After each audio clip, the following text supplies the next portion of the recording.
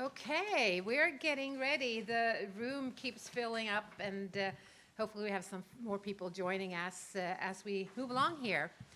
But wanted to say good afternoon to everybody. I'm really delighted to welcome you here to this event, our Nordic Female Leadership Symposium, which is organized by the Center for International Business Education and Research, the GW-CIBER, here at the School of Business at the George Washington University. My name is Anna Helm, and I am the faculty director of the GW-CIBER.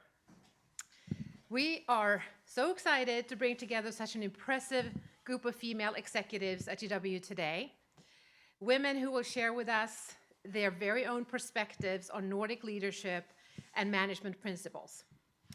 The George Washington University School of Business is actually a very suitable place for this discussion due to its strong commitment to supporting women in their pursuit of business and business education and business careers.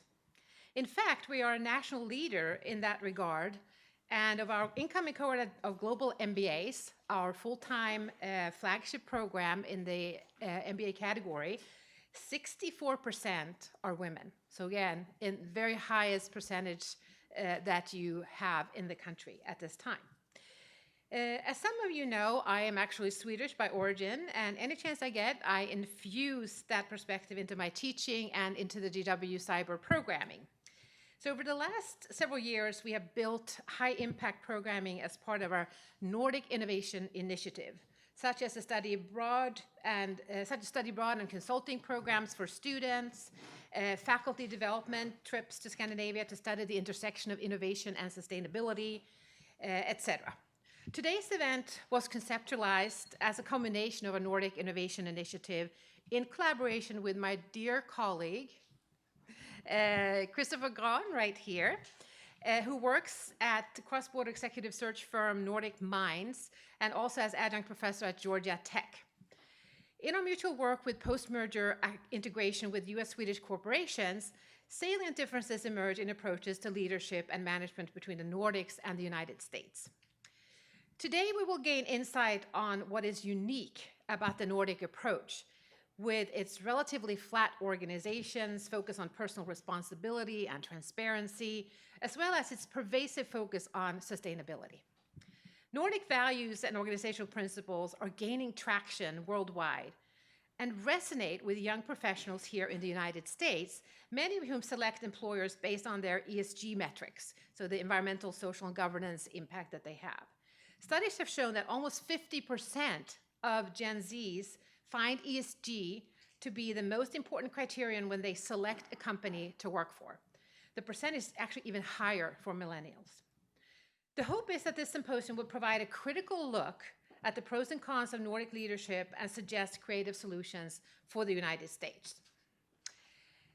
The format for today includes a conversation with an expert and author on Nordic leadership, followed by two panels, the first of which will provide an overview and a bit of historical perspective by seasoned international executives. The second panel will incorporate perspectives from scale-ups that are in the process of entering the US market right now and grappling with the implementation of Nordic management principles. Each panel will be followed by a Q&A session, so we're inviting the audience to ask questions. We will wrap up the panels around 6:30 and then transition to a reception catered by Finnish restaurant Mikos. So there's the theme even in the food choice. I also want to say that we're really delighted that the Washington, D.C. Chapter of SVEA, Swedish Women's Educational Association, stepped in as a co-sponsor, contributing towards the reception tonight. The board is here, see some familiar faces here, so please reach out to them and other SVEA members for more information about their terrific set of activities and programs at the reception. And thank you again for coming on board with us. Before I introduce our moderator, Camilla Bergman, right up front, have you noticed the colorful row of ladies up front? That was not coordinated one bit, but it just shows you that these women come in with a lot of self-confidence and much to offer all of us. So before I do introduce Camilla, I would like to take the opportunity to say a few words about GW-CIBER, which is part of a network of 16 cybers across the United States, funded by the U.S. Department of Education, with a broad mandate to increase the competitiveness of U.S. firms abroad. In our role as a National Resource Center, we support international business research, design and offer educational experiences for students, and conduct outreach to the business and policy communities. Ultimately, our mission is to help meet the demands of U.S. firms for competent, globally minded talent and up-to-date knowledge about international business. Tonight's event is just one example of how we fulfill that mandate. So now, let me introduce our moderator, Camilla Bergman, founder and CEO of the new Swedish media company Loop, and former CEO of Sweden's biggest tech news website, Breakit. Camilla shares her journey as a founder and CEO with a large following on LinkedIn, where she speaks transparently about her challenges and victories in the startup world. She's a seasoned journalist and moderator, and we're delighted that she will be leading the discussion here today. So please join me in welcoming Camilla Bergman.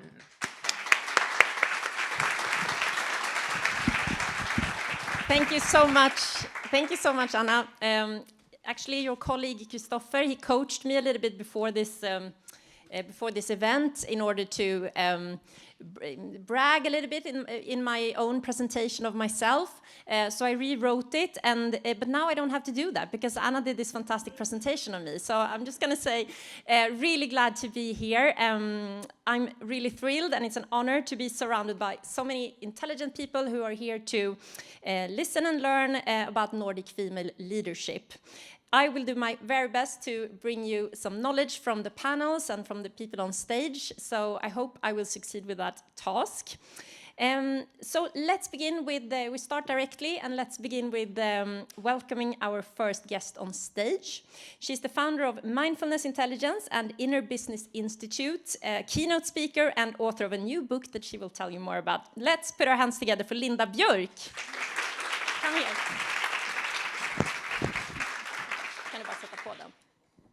Linda, let's sit down and let's start with what's up with our suits. What happened here? Swedish fashion or just we like color? You know, I think it's a matter of us growing up a little bit as Swedes, because one of the downsides of the Nordic culture is to not stick out, to not be special. And we have a law called Jantelagen where you truly are not supposed to believe that you're much of anything. And especially not better than anyone else. Now, there is, of course, value in a lot of the Swedish and Nordic culture. But I think you and I are kind of growing up, rivaled only by our new friend who chose green. So yeah, that's where we are. Thank you, Linda. So we're going to talk about Nordic leadership here today. Yes. How would you define that? Well, you know, I have a new friend, and they are called ChatGPT. And so I asked this morning what is significant, or how to best describe Nordic leadership. So if we start there, I can add some consciousness speak on top of that. How about that? You just be honest, you were just really busy and didn't have time to prepare my questions, so know, you asked ChatGPT. You know, I that could have been true. The thing is that I have learned to steer clear of opinions more and more. So my opinion and my perspective is interesting, perhaps, but let's start where, that's what's so awesome about ChatGPT, that it is a collective opinion of everybody. And here's what it says about us as Nordic leaders. So Nordic leadership is characterized by a strong emphasis on egalitarianism, inclusivity, collaboration, and social responsibility. Nordic leaders prioritize open communication, employee empowerment, and a flat organizational hierarchy, just like Anna was mentioning. They foster a work environment that values work-life balance, gender equality, and sustainability. This leadership approach aims to create a sense of trust and consensus among team members, promoting innovation and long-term prosperity while maintaining focus on the well-being of individuals and the broader society. So there's some awesome words there. I mean, if I could have explained that better myself, I would have. But I think that really sums up what we're trying to instill here in the US market, those of us who work either in a leadership position or, as I do, I work with leaders. And what I see when I read this with these words, especially the egalitarianism, which on a consciousness level actually means that the Nordic leadership style is on a newer consciousness level than that of America. And what that means is that, I don't want to say that we're better, I'm just saying that we've adapted to, shall we call it higher type of consciousness? So the egalitarianism, the communitism, I think that's a word, who knows? What it really means is it's people-driven. So that's what Nordic leadership does. It actually counts for people, planet, and the theme, if you will, is we belong. And that's a beautiful theme of that consciousness level. Whereas the previous consciousness level, approximately 300 years old, is one of the achiever. So, of course, very much the business world, very much the American culture. But that theme is different, which is I improve. This is where science comes from. This is where building business comes from. This is where improvement, achievement, strategy to make stuff happen comes from, with necessarily not so much regard to people and planet. So that's really so when I look at this from my mind and consciousness expertise, that's what I'm seeing in the difference between the American and the Nordic. And I believe that we have, as always, so much to learn from one another, because there's always a backside to all consciousness levels. And we're gonna, don't worry, it's not gonna be an evening where we're just gonna talk about how great we are in the Nordics. We're gonna talk about the negative sides of this too. But you now live in Greenwich, Connecticut, and you run your company from there. But before that you moved from the US to Stockholm to run an agency for 10 years as a CEO. Tell us about that experience coming from the US to the Swedish leadership culture. How was that? It was eye-opening, and I didn't realize at the time how Americanized I had become. And so in 2004, I moved from New York and back to Stockholm to take over as a CEO of a design agency. And I saw a diamond in the rough. I really wanted this company to take off and go global. I had big visions, and I had what I didn't know, American style of doing it. It's the pushing, again, we're back to I achieve, but it didn't work that well. So it's not that we didn't do great, it's just that my vision was set so high and I kept bumping into problems. I kept bumping into just sheer shock, I have to say. People in Sweden, when the clock is 17:00, which is 1700 hours, 5 o'clock, they kind of look at their watch and they're like, okay, time to go home. And they leave. Like they're done with work. But Linda, you've been away for some time. Nowadays it's like 3:30. We have to go. We have to pick up a kindergarten. And if you're later than 4, then all the other parents look at you and like, where have you been? You're working too much. So yeah, you've been away. I've been away for too long. See, this is a long time ago. And in 2004, I sort of butted heads a little bit there in the beginning, not with my own staff, of course, but I was also kind of dumbfounded. How could I, with this people first mentality, get to a global vision for a company? How do you do that? So that was my big question that was alive in me. And I had an easy time landing clients, and I couldn't for the life of me figure out why my staff couldn't. So after I had done all of those American things of, oh, we need to do personality profiling, we have to go another sales course, we have to do this, that, like we do here, I had an epiphany as I was meditating one morning. What is it that I do differently? And I was sitting there meditating, and I'm like, duh, you meditate. Like, that's the difference. I wasn't smarter than them or more well-educated, of course not. So that started an exploration for me, and I started, I brought in mindfulness-based stress reduction for the company, and that was in 2006. By 2007, we won 7 out of 7 pitches. By 2009, we were the Design Agency of the Year.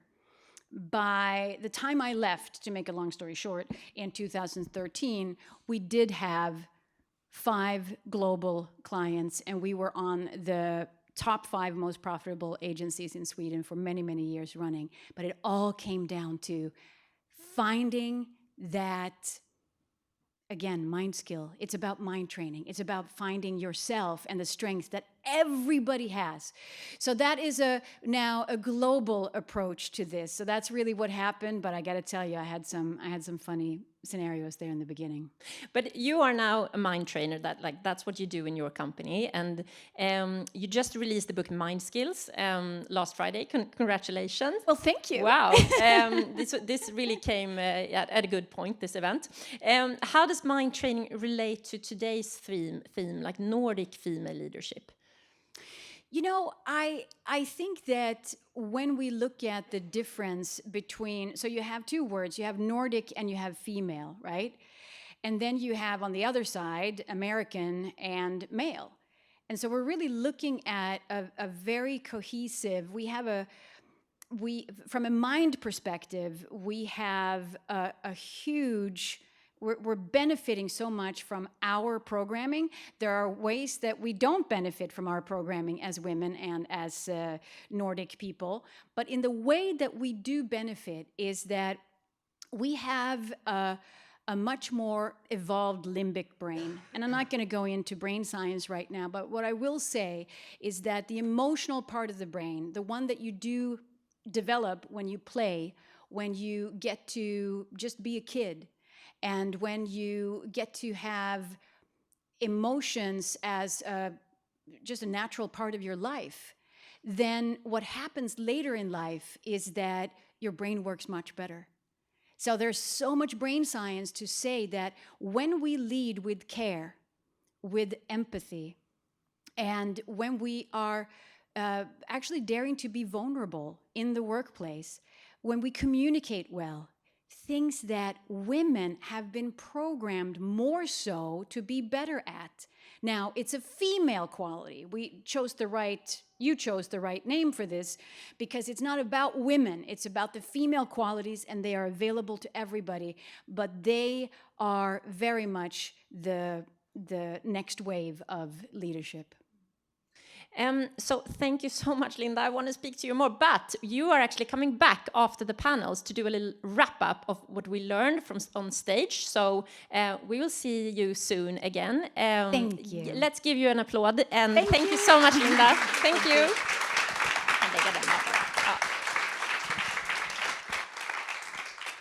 So now I would like to welcome our first panel on stage, and I'm thrilled to announce that we have some really distinguished guests with us today for this. So please join me in giving a warm round of applause for Katarina, Bonde, Michaela, Wallin, and Helene Ljungdahl round.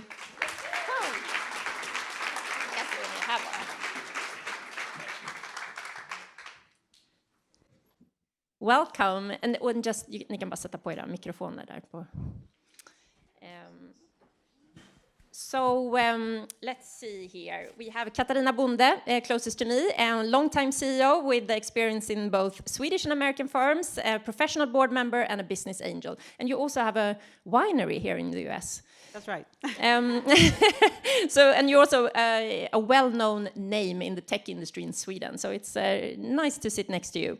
Then we have Helene Ljungdahl Round, CEO of the medtech company Acarix. Yes, I said it right. And prior to that, CEO and the leader of a number of biotech companies here in the US. So really honored to have you here.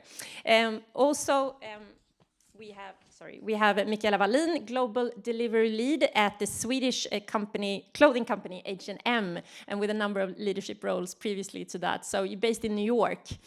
So happy to have you here. Thank you. I thought we'd just start by setting the stage a bit, and also again define what's Nordic leader. If we start with the Nordic bit, what is Nordic leadership to you? Katarina, do you want to start? Have you also checked this on ChatGPT or? No, I have not. Okay. I do check things on ChatGPT, but this one, I think, to me, it comes pretty naturally. We already heard it from you because you had checked ChatGPT. It is trust. It's delegation, because trust usually means delegation. If you trust people, you can delegate. It's also a humbleness and a very business-like demeanor.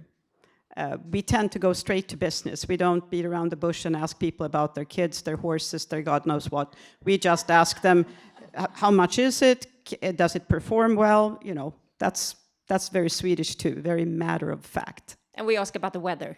A lot about the weather. Of course. Not as much as the Brits, but yeah. So can I just ask the audience, are our microphones fine and the sound is good? Not too high, not too low? Okay, great. Also, we're going to have a Q&A in the end of the panel, so just gather questions and we'll make sure to pick them up. So Helen, what's Nordic leadership for you? Yeah, so I actually had to think about this one a bit because I've worked all over the world, so in all the different regions. But I am Swedish, and I started my career in Sweden. So what really stood out to me, and what was a surprise when I left Sweden and started leading teams abroad, was this consensus-driven mindset, you know, and the listening to the individual. And I think this is something that's very unique in Sweden, is that there is time to listen. So ideas are put forward and they are considered. But then also another thing that I think is quite unique are these flat organizations. And there's a term in Swedish, medarbetare, so a co-worker. In many countries we talk about employees. But if you listen to a Swedish manager, they will have a co-worker review. They will not have a employee review. So there's a really nice sort of respect for the individual. I think that's the one word that comes to mind. But the consensus-driven mindset works in Sweden. I've learned it doesn't always work abroad. So that's something maybe we can talk about later. Yeah, interesting. What do you say, Michaela? Working in H&M, like the Swedish big global corporation, what's Nordic leadership to you? Yeah, I mean, it's interesting coming from maybe the opposite in many ways. You know, we're 75% women. We're, you know, a very, very diverse mix of people who works within fashion. And so our minority are heterosexual, white, male, you know, Americans, I'd say. So it's quite funny to kind of adopt that. But then at the same time, I've also worked in logistics, which is quite a male-dominated industry and so forth. So I'd say in general, I mean, it's the team-first approach, very much so. We love a good fika. I know we say we're very straight to the point, but when it comes to people, we want to know about our colleagues, you know. Fika, you mean having a cinnamon bun or cake at 3 o'clock before we go to kindergarten? The verb and the noun, you know, we prefer to have it 2 or 3 times a day. You know, we love our coffee with a sweet treat, but it's also meeting around that coffee station and talk about things that are not work and realizing how much that supports your communication in the team. Because all of a sudden, when you've learned someone's favorite coffee or sweet treat or sports, trust starts to appear. You know, you share something else than just an Excel document. So I think we see value in bringing people together, the collective, the best idea wins. It's not always the fastest way there, but it is quite sustainable. And I think to bring that sense of pride into the team, that we collectively performed something, is something that generally Nordic leadership is quite good at.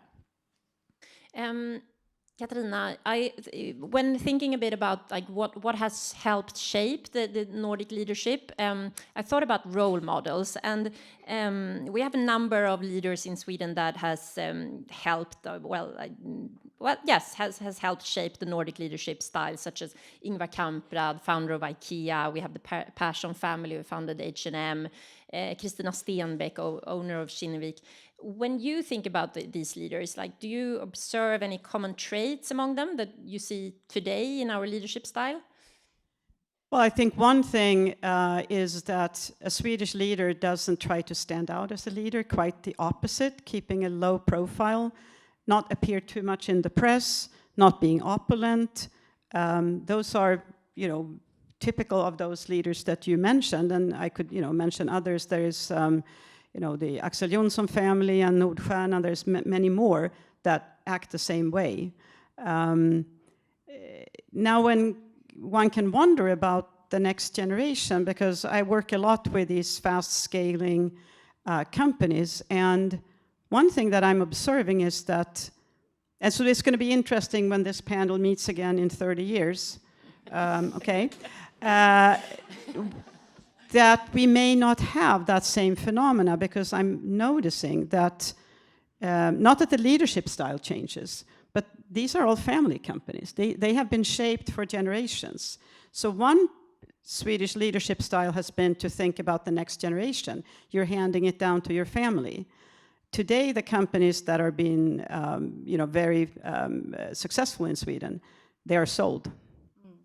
I even meet entrepreneurs who want my help, who say, they say, can you help us sell the company? And I say, what do you do?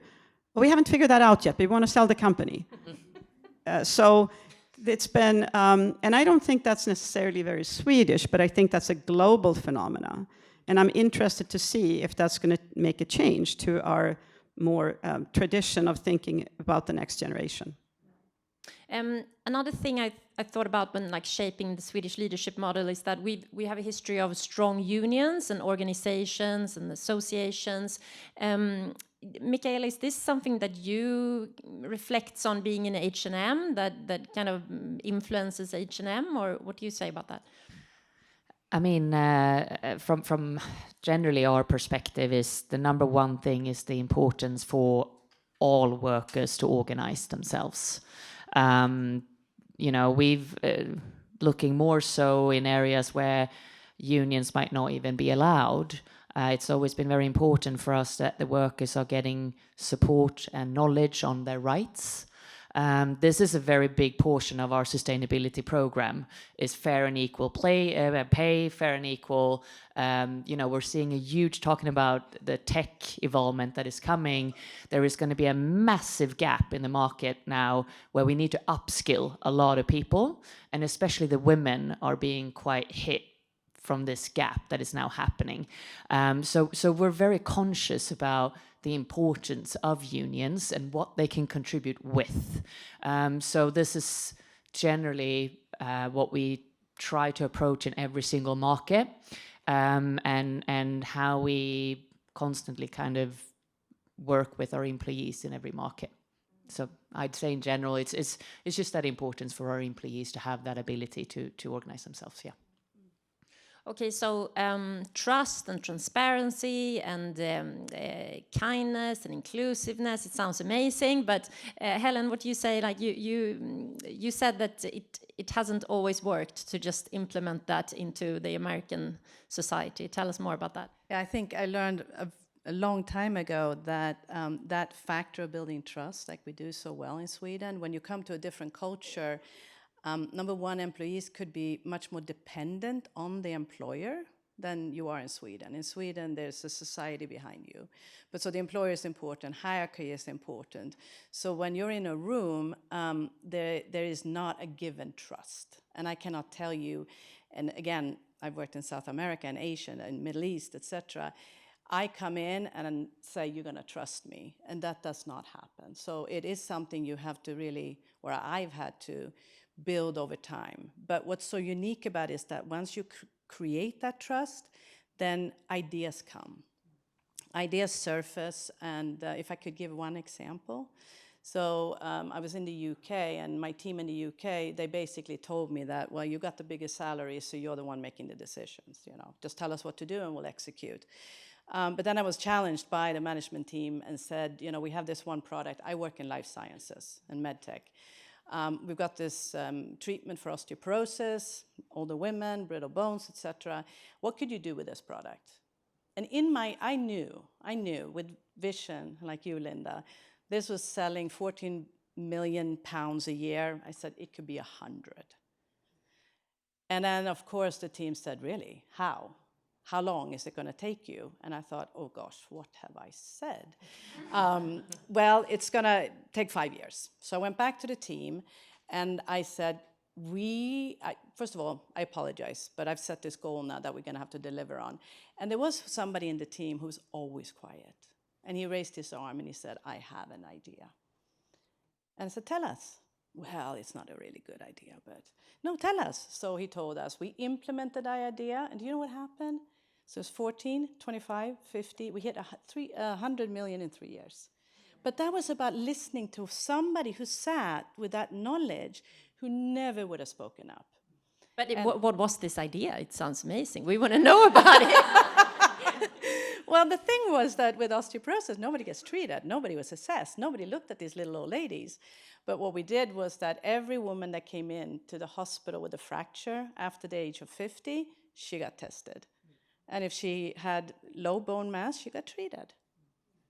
Wow. And he knew that, but he would never have spoken up. But there's something here about, I think it's the most important thing as a leader, is to get your team to talk. And to share the ideas. And that's when you can really build companies, you can build businesses, because I really believe the ideas are there. Sometimes we have sales reps in the field, and I'm always thinking, like, how can I get them to tell me, as the CEO, what they just thought of, and not sit on it. And I mean, I agree that it's very typical Nordic, this flat organizations, and we want to listen to everyone. But can there be, what's the negative side with that, Katarina? What do you, or is there a negative?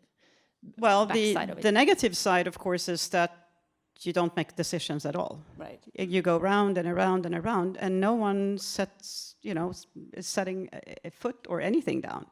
And I think all of us who have worked in Sweden will recognize this. So it doesn't work for all situations.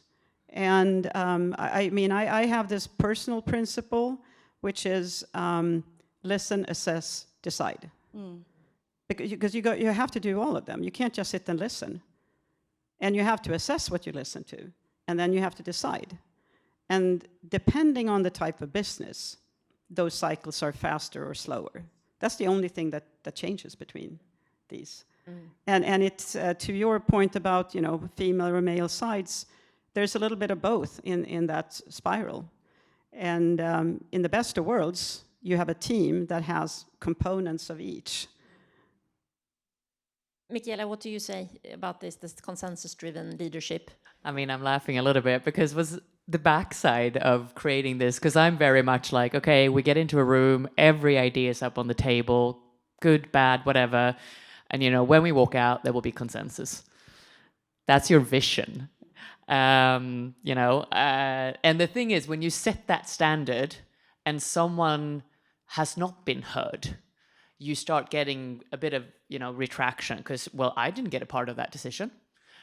So you really have to sometimes also set the barriers that actually, this is the time span that we have, or this was the situation we were in, but you do constantly have to kind of promote your decision after that, because it's no longer she said so and therefore there it is. It's we decided collectively and therefore we move forward.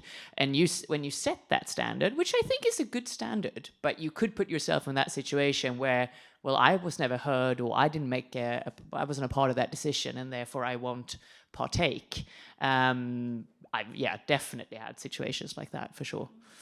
Helen, how do you find that balance? Like, how have you done that? Because you've been a CEO in the US and you've been a leader in Sweden, and yeah, how do you find that balance between consensus-driven and kind of also? I think I had my rudest awakening. I had, led teams in Sweden and Denmark. I go to Switzerland, and I'm leading a global team, and I was used to this consensus-driven, but I wanted people to speak. This is a long time ago, by the way. So I wanted people to speak, and then they were just arguing. We got nowhere. So I watched this for 2 weeks, and then I've never done this before. I just hit my fist on the table and said, sit down.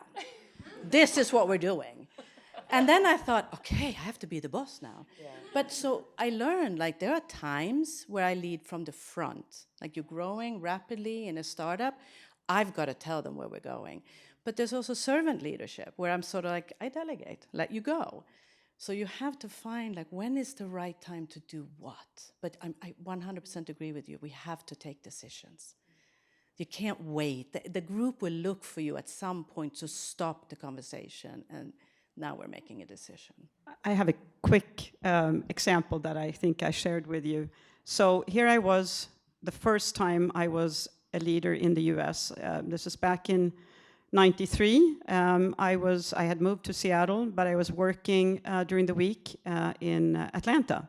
So I flew in Monday morning. This is before, if you ever remember that, before cell phones, email, any of that.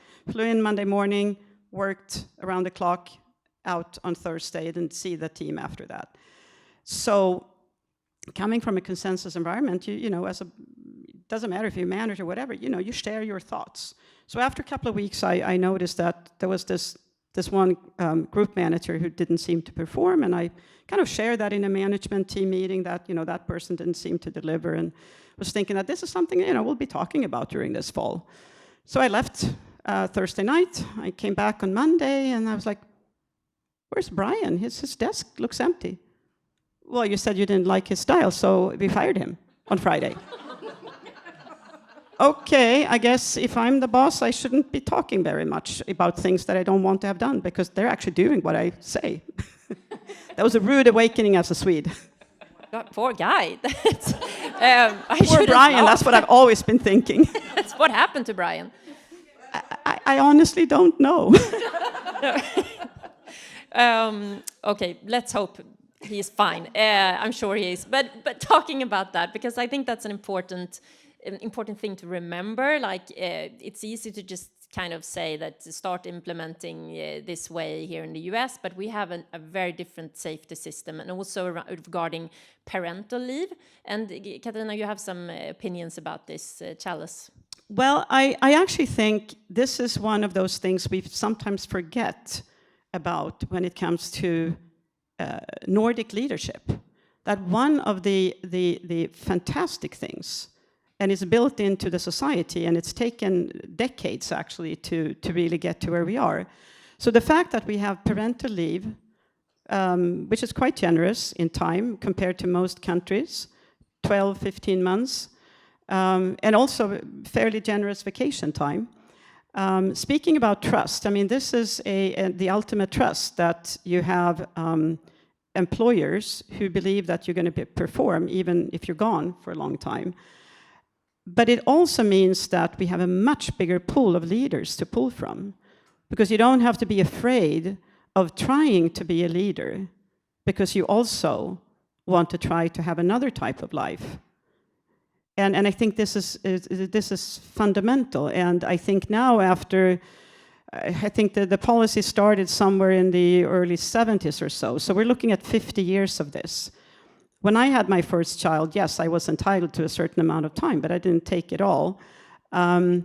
Nowadays, I'm chairman of several companies, and last year, one of the CEOs, very fast-growing company, Mentimeter, he was off on parental leave for 5 months. Not a problem at all. And he grew as a leader. So this is not, a women thing. This is something for anyone who'd be able to become a better leader. And it is really interesting also to see that these younger companies, I actually asked them for statistics before this meeting, and it's very 50-50. in the companies where they age like 25 to 40. In companies where a slightly older age group, if you look back historically, not as even. But habits are hard to change, so it takes time. But I think I actually call this the Swedish paradox. You know, the French, they eat cheese, they drink wine, and they're so slim. The Swedes, they're on parental leave, they're on vacation, they build fantastic, productive companies. That's the Swedish paradox.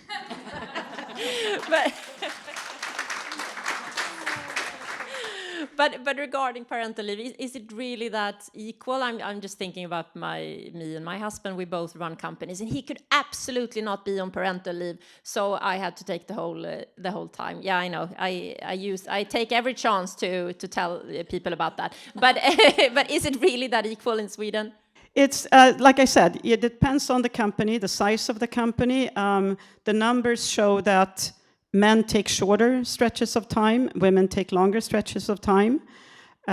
It's also interesting, this is very interesting, that the male parental leave occurs more often in the summer half of the year.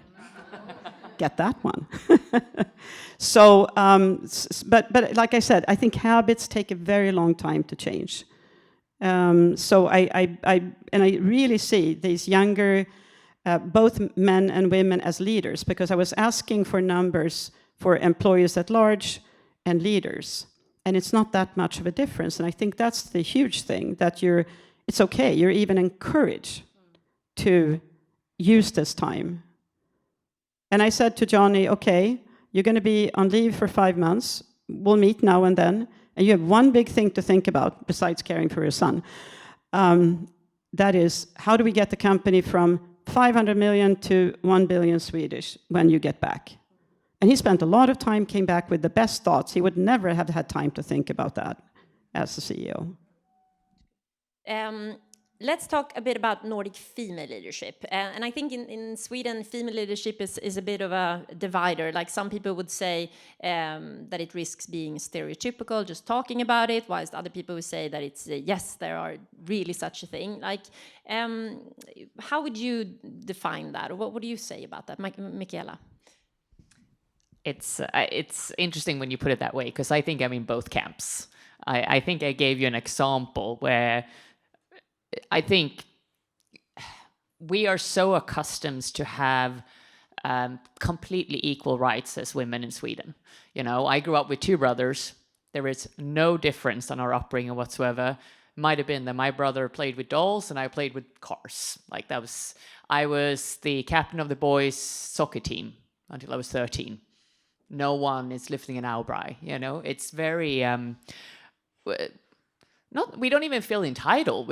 I generally feel like we always, of course we're in the room. Of course we're, you know, and it doesn't matter what the room is. If it's a garage or if it's a, you know, we have the ability to be anywhere, and there's no social norm that kind of breaks that.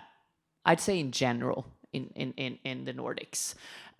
Which is it feels wrong to say it's a privilege, but I don't think we reflect upon it as much as women in Sweden until you start working abroad and you see where other women might have come from, or how they grew up, or, you know, the expectation between men and women that are very different in other cultures. And that's why sometimes I think, well, you know, but then I reflect upon, why didn't we have a female prime minister in Sweden until very, very recently, but then also for a very, very short period of time. You know, there are things where I'm like, maybe we should put the female, you know, agenda more into the room. Maybe we do take it for granted that we should be in that room, and therefore we don't push for it in the same way. So I'm also kind of going back and forth, where a part of me is like, it's the most natural thing in the world. You know, I feel gender is a part of who we are, and if we want to be there, we go there, you know.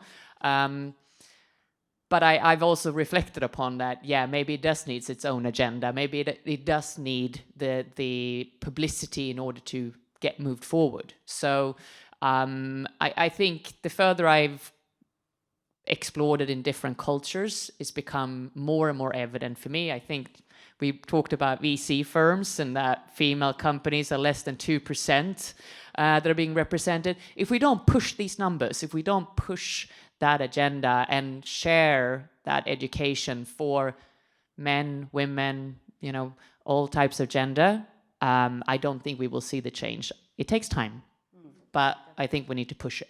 But a follow-up question there, and to the whole panel. Like I think we in the Nordics we often emphasize equality and like putting women in boards and talk a lot about women versus men. But if I compare to the US, we don't talk much at all that much about diversity in terms of backgrounds and cultures as frequently. What's your perspective on that? Do you have any thoughts in the panel? What do you say, Michaela? Well, I have a strong opinion on this. I think same. I think this is where the US are extraordinary compared to Sweden. We don't dare to put numbers on cultures. We dare to put numbers on gender, but all of a sudden when it's culture or like we say, well, we have nationalities. Is that really good enough? I don't think so. I really think we need to push this agenda much harder in Sweden. We have this idea that we are so humble and we're so open and we're so... I think we're a little bit naive here. I think there's... I shouldn't say... It's not bad, but it's definitely an area where I think we need to do much better and dare to put much stronger targets, especially as large, you know, I don't think we even realize how big impact we have globally, even representing a company like H&M. I think we've got on that way too late, to be honest. Helen, what do you Yeah, think? I'm sitting here thinking about diversity. So it's, to me, diversity is so much related to diversity of experience and thought. It's not so much related to gender or, but if you take, as we're building now the company here in the US, it's easier to get a diverse team than I think in Sweden. So I think in Sweden you might have to really look because it's quite a homogeneous society. So how do you bring that diversity in? But it could be economical, it can be backgrounds, it can be universities. But I think it's been proven time and time again, if you get a diverse group of people around the table, the outcome is better. So it's a challenge, but you have to be conscious. You have to, the worst thing you can do is hire me toos. It's so tempting when you're looking to build a leadership team to say, oh, I like you, oh, I understand you. But I always think, I don't understand you. So now I'm intrigued. Now talk to me, where are you coming from? And then that's how you build diverse teams. Yeah. I'm soon going to let you ask your questions, so be prepared. But let's talk a little bit more about this female, since it's actually the headline of this panel. So we need to deliver to the audience. But Katarina, have you found any challenges or difficulties being a woman, female leader? I would say surprisingly few, actually. But yes, I mean, and again, like we said, you know, habits take time. Fewer in Sweden, and then that is part of, because you both are saying here, we have had that push towards gender equality for quite a while. I mean, I grew up with it, but I've been in the tech industry the whole time. Much more so when I, you know, moved to the US, did I realize how unequal, and I hadn't even reflected that much about myself as like a female leader. Not myself as a leader. The first company where I was tasked with raising money as we were expanding, and long haul from Seattle to New York, met with a not to be named venture capital company with a bunch of guys. There were guys then, they're mostly guys still, but anyway, a few, a little bit has changed, but not much. And we were, I can't call it other than interrogated, and you know, with a style where you're sitting, so they are in silhouette against a big window, and then they looked at me and said, "So, how do we know that you're actually going to continue to work that hard for the company? Because your husband works at Microsoft, so why do you need to work? Yeah, so you know, those kind of questions were, and that was not the only time. So, you know, the question that, why are you taking up some space in the job market? And can we really trust you that you will still do this? Because, you know, women can't be trusted, you know, continuing if they don't have to. Maybe she goes off and has drinks and plays tennis, you know, once in a while. Who knows? What do you say, Helen? Yeah, my advice to all of you would be that there is a big male group. I work in medtech, so it's most of the time I'm only the woman in the room. Perhaps similar to what you've experienced, but I would say there is a boys' club, and I'm not ashamed to say that. I have never tried to get into the boys' club. I own my own space, my right to be at the table because of competence or whatever it is. But as women, find female mentors and mentor young women and build your own network so that you have people to rely on. I try to go into these boys' clubs from time to time, etc. But it's not where I want to spend my time. But I don't think that women help women enough. I've seen some very senior CEO ladies who run big companies, and they're the toughest on the women. Because some of them have said to me, I had to work to get here, so I'm not going to give you an easy ride. And that doesn't feel right to me. Let's help each other. Let's lift women. Let's, support them as they grow. And if we could create that force, then we can do a lot. But we need each other. And the best thing is if men want to be part of that women network too. But I do think that sometimes has been missing, at least as I, grew up, that it was hard to get that female network. Who is brave enough for the first question? Yes, we have a brave soul there. Can you? Yeah. Yeah. So we've talked about parental leave a little bit. I was wondering if you could just talk a little more about, you've stated one of the mechanical pieces of maybe someone goes on parental leave and uses that as time to reflect on a particularly large issue in the company. But for those of us working in organizations that are maybe thinking about how do we do this parental leave thing a little bit better and differently, what are some kind of technical pieces to look for to help make that function in maybe a company that hasn't been doing that up to this point? So I think some of the things some of the things to think about is to have a structure that, to begin with, I think is really important that it's equal for men and women, because otherwise it's weird, to be quite honest. So that is one technical aspect. I think it's also important that when I said, in this case it was the CEO, and he wanted to have something to think about. But mainly, this is a time for you to be a parent. That's the whole idea. So don't overthink it with all sorts of activities and things. I think it should be up to the person. If you're having, let's say, the annual company picnic, don't think, we're not going to invite him or her because they're on parental leave. Because you also want to be part of the team. So I think it's important, have the time off. That's what you're supposed to do. But be on a voluntary basis included in social activities. You're still part of the family. I think that's really important. So those are, some technical matters. Then, of course, the company has to, you have to convince the board that this is a good investment. So you have to, there has to be a belief, because otherwise, at some point, a board will say, well, we can't afford this anymore.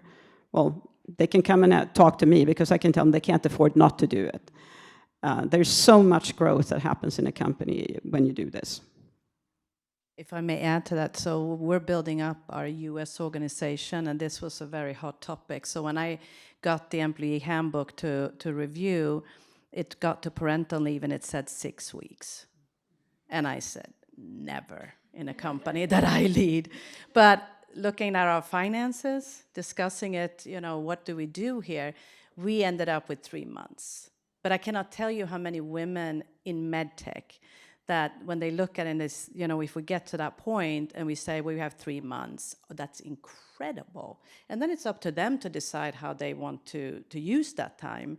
But for me, that was what we can do. Maybe we can get to 6 months. I don't think we'll ever get to a year in the US, but it is something that you have to be very purposeful about. And then also when that person is on leave, let them be on leave.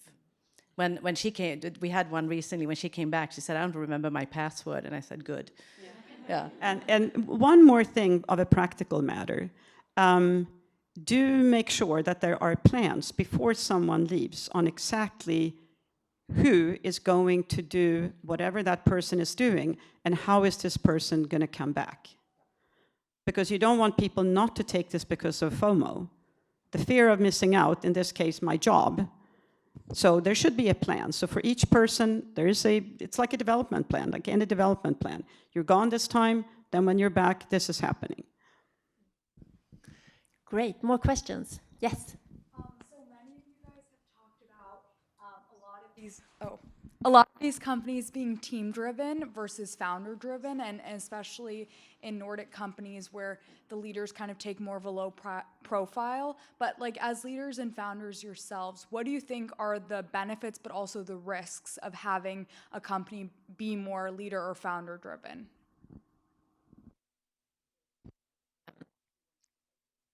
Helen. Yeah, what comes to my mind is that it's time dependent and it's part of phases in the company. So there's a time and place where you need what I talked about earlier, leading from the front. There usually is the founder or the leader that has a vision, and you've got to stake out that vision. Then the team can run, and then the leader might have to go in at another inflection point and say, we're taking a step now. But there are times where you really have to show where are we going, how, let's try, can we get it this way? But then the team should be empowered. They should understand that vision and sign up to it, especially if you're in a smaller company, in a startup, I think. Yeah, it's not that founders and leaders are not driving it, but I think it's the consciousness of the team. So the consciousness of, I'm one person, I can do this much during 24 hours. And if some of them I need to sleep. But understanding how am I going to use 300 people or 1,000 people? And understanding how you do that, how it's driven by your colleagues doing. So it's more about, as a founder, setting the goal and then knowing that people are going there. I call it, leading like a goose. Because geese are flying across the globe, and even if they get in a storm and they get discombobulated, they will still get there. And the leader doesn't have to be in front, because it's really hard. It's like that's where all the wind comes, so you hang back. Whereas you have cattle, they just follow their leader, but then when the leader goes over, they all follow, pretty stupid. So it's about having a team that's leading like a goose, not like cattle. More questions? So talked a little bit about how you've been successful in what's sometimes a male-dominated workforce. Have there been moments where you felt like being a woman is actually an asset and that it's been helpful? Maybe I can, I think especially then in the world of logistics, I've had some fun, to be honest. Especially because we're a very flat level organization. We don't go in with titles. And at the time, I had a male CFO and a male strategist with me. And we were meeting with our third-party vendors. And, meeting after meeting, we always went in collectively. And throughout the entire meeting, none of the conversation was faced towards myself. It was constantly to my dear colleagues. Brilliant guys, absolute brilliant. But it was really funny because I was a decision maker in the end of the day. And we would always make a little bit of fun of actually introducing ourselves in the end of the meeting. And obviously, most of these men were quite embarrassed when they realized I was going to be the one making the decision, because they literally thought I was the note taker, you know, bring me some coffee. Absolutely. How would you like it? You know, you have to have a bit... you can't assume that people intentionally, you know, it's just the norm. It's just what they're used to. And I'm coming in and I'm breaking the norm a little bit. And sometimes you just have to make it a bit comfortable for people. Do you see what I mean? If I just came in with the mindset of like, you should know better, you know, sometimes you actually have to kind of have the benefit of the doubt. And I think hopefully that day we gave them a little bit of a lesson to actually read the room and be, I can't assume. And hopefully, I think we contributed to a little bit of a change that day. So it's not always a bad thing, but you know, be you, dare to be you. I think that's what's the most important thing. Don't feel like you have to adopt to, you know, the room or the people there. Dare, but you know, because that generally we talked about what makes you unique is also what probably will bring some positive change into that room. More questions. We have a little bit of time and then it's a short break. Yes, over there.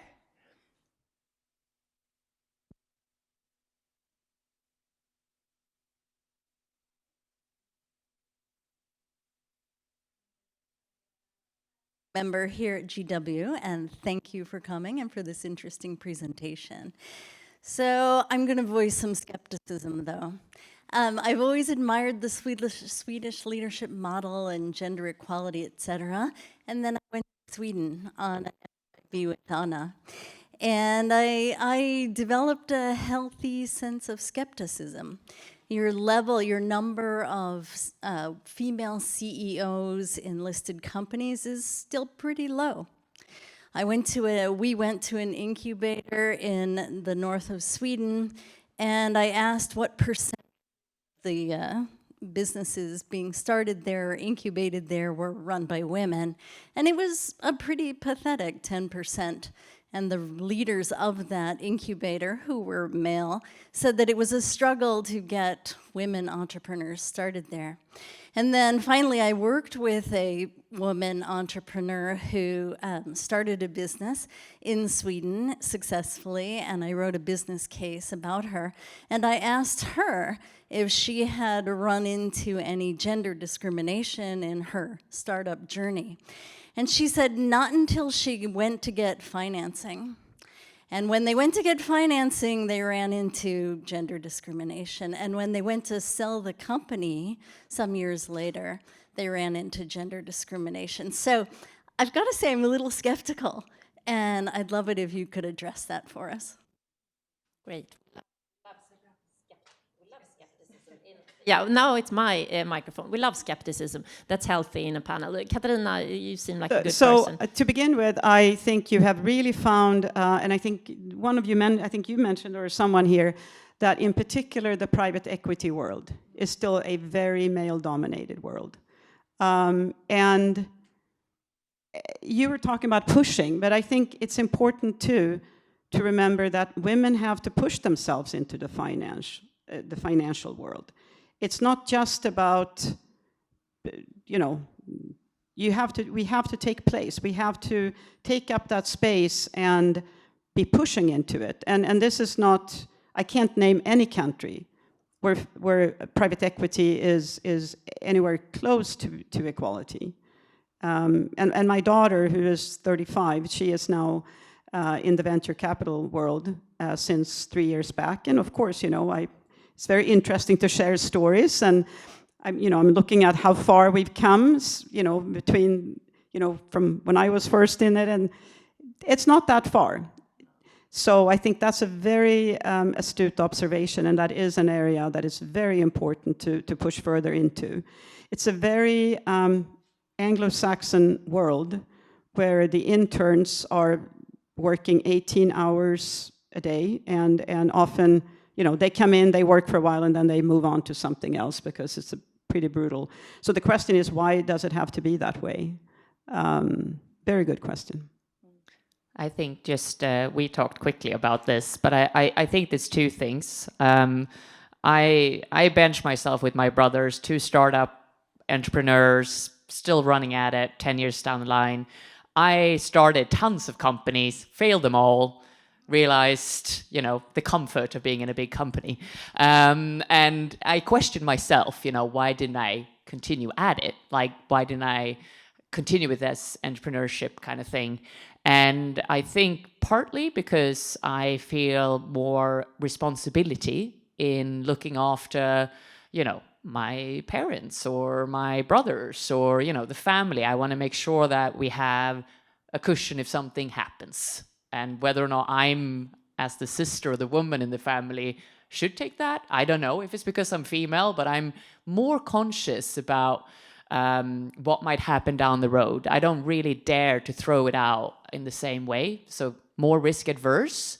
And once again, a subjective mindset from me, perhaps, but I think I'm seeing that with more women.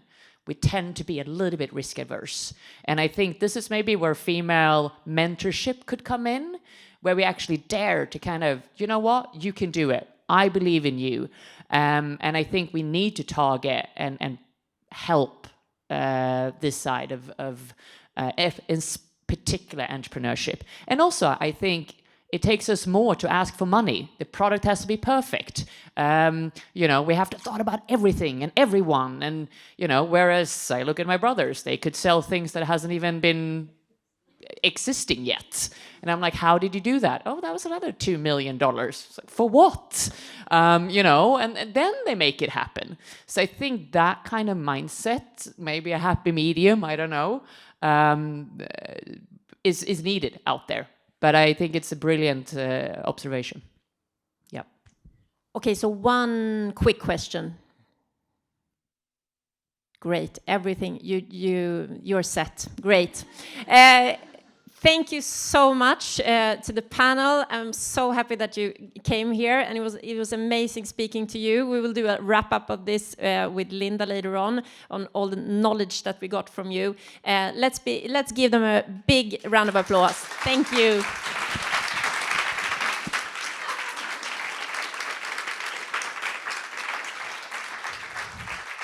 Maybe even, we talked about mentoring here, mentorship. Maybe if someone in the audience is interested in just, I don't know, a quick coffee at some point, if you're coming to Sweden, or if you're here in the US, they can contact you. Great. Great, thank you. What were you going to say there? So we're going to have a short break of 10 minutes, just quickly, and then come back here. The longer pause will be a little bit later with some snacks too. So see you in 10 minutes. Thank you.